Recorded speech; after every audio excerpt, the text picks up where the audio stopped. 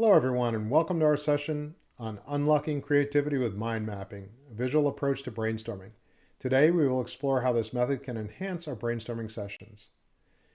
Mind mapping is a visual tool that helps structure information, helping you to better analyze, comprehend, synthesize, recall, and generate new ideas. The main purpose of mind mapping is to visually organize information and ideas, making connections between concepts more apparent. Mind mapping is important because it enhances memory and recall through visual and spatial thinking, facilitates understanding of relationships and hierarchies, it encourages creative problem solving, and it's useful for both individual and group brainstorming.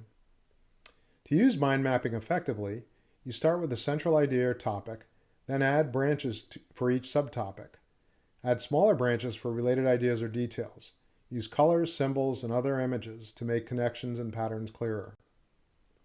When leading a mind mapping workshop, it's important to set clear objectives, ensure understanding of the mind mapping method, facilitate the process of mind map creation, discussion, and interpretation, and manage time effectively.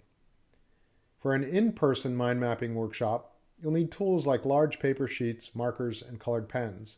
Write the central topic on the paper, have participants add branches and sub-branches with related ideas, then discuss and interpret the mind map. For a virtual mind mapping workshop, you'll need mind mapping software like MindMeister or XMind and video conferencing software like Zoom or Teams. The process is similar to in-person, but all activities are done virtually. Participants can add their ideas to the virtual mind map, discuss them, and interpret the map.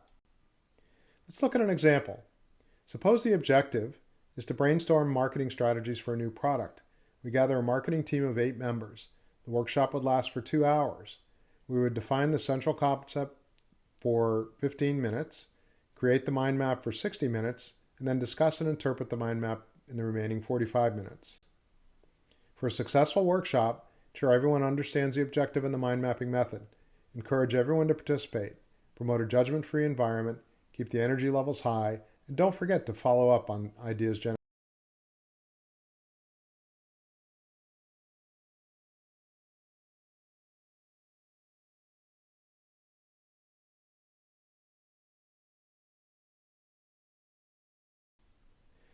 For those who want to learn more about mind mapping and other brainstorming techniques, we've compiled a list of books, articles, and online resources available to you in PDF format here in this course. Thank you.